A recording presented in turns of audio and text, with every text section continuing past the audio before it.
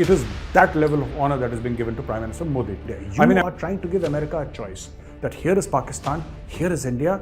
Now you need to balance. There is no balance between India and Pakistan.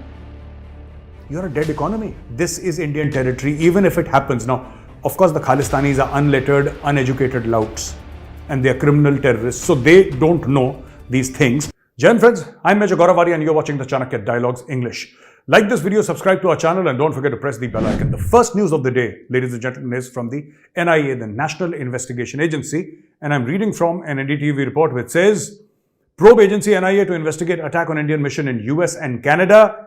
After London, Indian National Investigation Agency will now also probe attacks on the Indian diplomatic missions in Canada and the US. A grenade was thrown during the protest at the High Commission of India and Canada, and other things also happened, like, for example, attacking the San Francisco, the US, in US, the San Francisco Indian consulate was attacked by the Khalistanis. Now, all these Khalistanis, everywhere, wherever they may be, now their photographs have been captured, their videos have been taken, and slowly what the Indian government is doing is, of course, filing FIRs here. So first of all these guys, even if they have foreign passports, they can never come to India. If they come to India, they'll be inside the clink. And all those who have foreign passports, legal cases will be filed against them, criminal cases will be filed against them, and the justice system outside is very strict. It's very strict. I want to tell Khalistanis, when you attack the High Commission of India or the Embassy of India or a Consulate of India, please remember, this is Indian territory, even if it happens. Now, of course, the Khalistanis are unlettered, uneducated louts, and they are criminal terrorists, so they don't know these things. But the fact of the matter is that any embassy of any country is sovereign territory of that country. So the way India looks at it and the way the world looks at it is this. If you attack an Indian embassy or High Commission or Consulate, you are attacking Indian territory. And for that, you'll have to pay a very heavy price. Now, it might take long, but cases will be filed and all these Khalistanis, all these Khalistanis will be brought to book.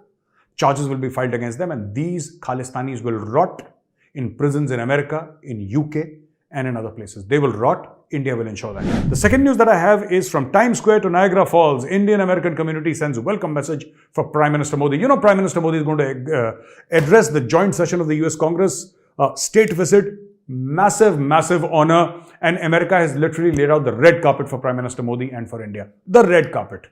I mean, such an honor last time, they said, I was reading some media reports and they said, last time such an honor was given, it was given to the Pope. It is that level of honor that is being given to Prime Minister Modi. I mean, America has literally pulled out all the stops. And the Indian community there is going gaga. They're absolutely, going ballistic, if I may use that word. And they're saying that welcome. So from Niagara Falls to wherever, they are from one end of America to the other. Everybody is gathered around in Indian dresses, with dhols, with nagaras, Indian music, Indian food. I was reading somewhere that one Indian guy who owns a restaurant, he's from Maharashtra. He actually has a Modi thali. It's a pure vegetarian thali with the three colors of the Indian national flag, and they're calling it the Modi thali. And this is the kind of love, affection, and adoration that, the Prime Minister of India, Prime Minister Modi, he gets from people, whether in India or outside. He's truly very popular. And this news article also says that members of the diaspora and young Indian students are taking to social media such as Twitter to post their video messages, welcome Prime Minister Modi, who will arrive in New York on June 20th and will lead the 9th International Yoga Day celebrations at the UN headquarters on June 21st. All right? And they also said that, as I repeat, from Times Square and Niagara Falls to Princeton University and Hawaii. So Hawaii is down south, Niagara Falls is right up there. Members of the Indian American community are sending welcome messages from iconic US locations for Prime Minister Narendra Modi on his upcoming historic state visit, expressing pride over his inspiring leadership. And Indians are the most successful community in the United States of America. Nobody earns more money than Indians, and no single community, has been able to make such a positive change in terms of the economy, in terms of integration. Among immigrants also, you'll find that Indians are the ones who integrate very easily into any place that they go. Unlike some other people that we know, our neighbors, they never integrate anywhere. They can live for 1,000 years in the United States of America. They'll only say ki hum aa rahe hain. That will never change. That part of them will never change. So they're welcoming Prime Minister Modi and everybody's happy. Everybody's absolutely gaga. Another news that I have, and I'm constrained to take up a news from Pakistan. Khwaja Asif, Pakistan's defense minister, says that, quote unquote, Islamabad does not have a problem. I repeat, hold your breath. Islamabad does not have a problem with the United States developing a partnership with India if it is not at the cost of Pakistan. I don't know where Pakistanis get such confidence from. What exactly are the Pakistanis smoking? And whatever the Pakistanis are smoking, I certainly want it. I am sure so do you. Because there is nothing better at fake confidence than a Pakistani minister. Khwaja Asif says, Pakistan does not have any problems with India having a close relationship with the United States, as long as it is not at Pakistan's cost. Now, how has Pakistan contributed to Americans or the American society? First of all, largely the Pakistanis' contribution has been zero. Okay, like in their own country, even outside, you would have never heard of a famous Pakistani. It's just one odd guy in politics or something like that. Otherwise, they aren't the most productive of people, except when you talk about population. There they are highly productive. Apart from that, intellectual productivity zero, right? And I don't mean to demean an entire people, but I'm just telling you the truth, and the truth must be spoken. So Khwaja Asif, the defense minister of Pakistan, says that, you know, what's actually happened is that we are okay. We are fine with the US and India talking and having a good relationship, but not at the cost of Pakistan. What do you mean, Mr. Khwaja Asif? Not at the cost of Pakistan. What do you mean? Did you ever have any stakes in the game apart from selling the blood of poor Afghans and pushing Afghanistan into chaos? What is your positive contribution towards society, towards humanity? At the cost of Pakistan? We are talking about technology. We are talking about artificial intelligence. We are talking about space. We are talking about the Internet of Things. We are talking about blockchain. We are talking about superconductors. We are talking about supercomputers. We are talking about data, big data. This is the language that India and the United States are speaking. What is the language that you have been speaking to the US for the past 40 years? The world looks at you through a security lens because your army is for sale. There is no common ground. Please do not attempt, Mr. Khwaja Asif, please do not attempt to become famous by taking India's name, because your political career is down in the toilet. And the only way you can become famous or your country can become slightly popular is if you hyphenate your relationship with India saying Indo-Pak. But that de-hyphenation has taken place long back. It's gone. It's done away with.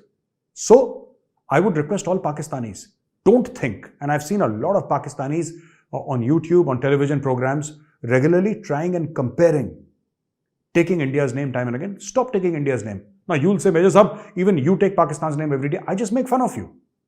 I'm not comparing India with Pakistan. I just like to make fun of you, and Indians enjoy that. That's the only reason I take your name.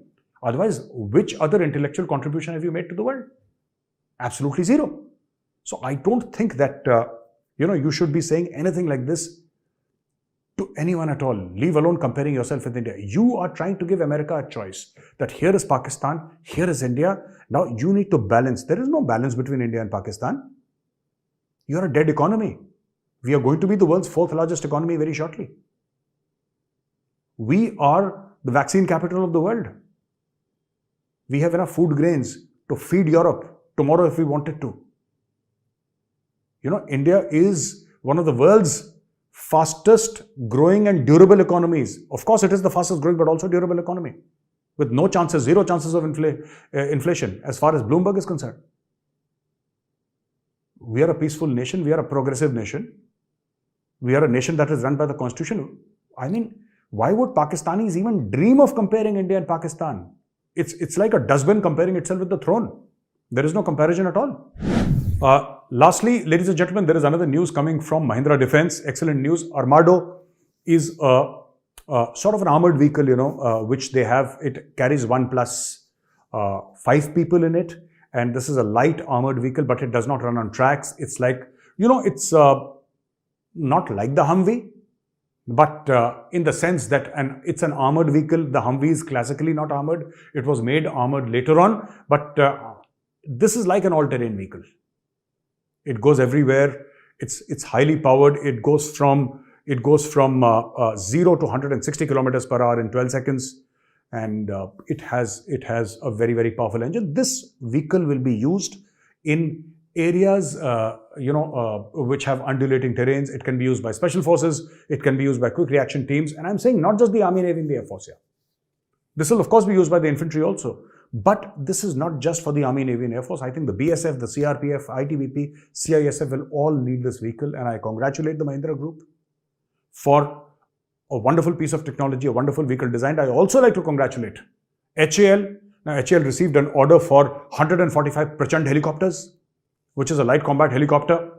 Well done. Absolutely well done, HAL. And this takes the total count of helicopters, including 145 to 160.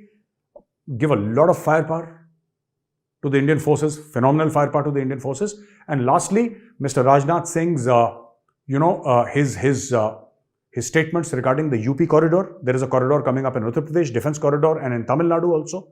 And he's saying that this corridor is not just for building, spare parts and nuts and bolts. No, he's saying drones, UAVs are going to be built there. BrahMos missiles are going to be built there. You never know. You never know. Maybe the latest tank is going to be built there. So these two defense corridors, one in Tamil Nadu and the other one in Uttar Pradesh, I mean, Atmanirbhar Bharat is now a reality, and it's only a matter of time before India starts producing the best equipment in the world. Armado is great news. Prachand is fantastic news. The 145 unit order to HAL and this corridor, defense corridor in both Uttar Pradesh and Tamil Nadu, fantastic. I mean, I'm so happy today. Every country that aspires to be a superpower must have its own weapons platforms, its own armaments industries. India is marching in the right direction. Still a long way to go, ladies and gentlemen, but we are going in the right direction.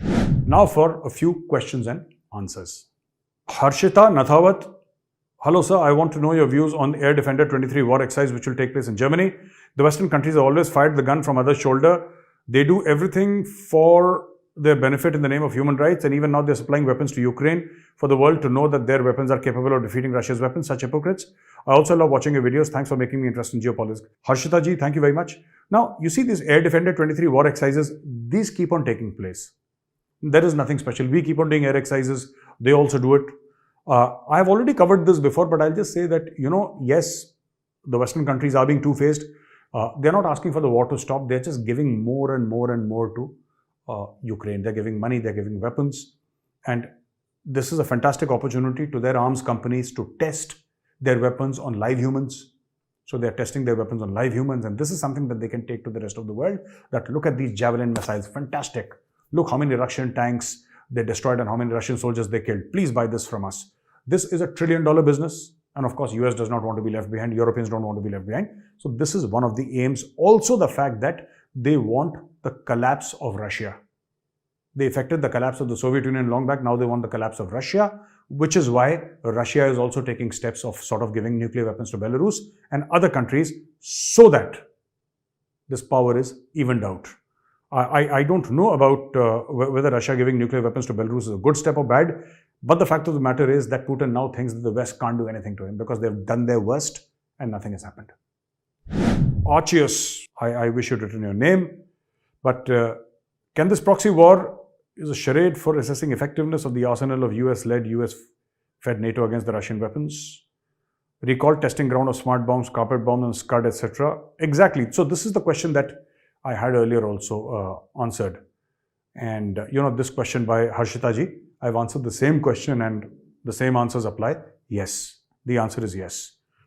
The third question is Parth Popat. Hello, sir. Hello, Parth ji. What happened to the German Leopard 2 tanks? Do you think Russian forces again use the Dragon's Teeth defense to target a beeline of these tanks? And what is the difference between leasing and owning Predator drones?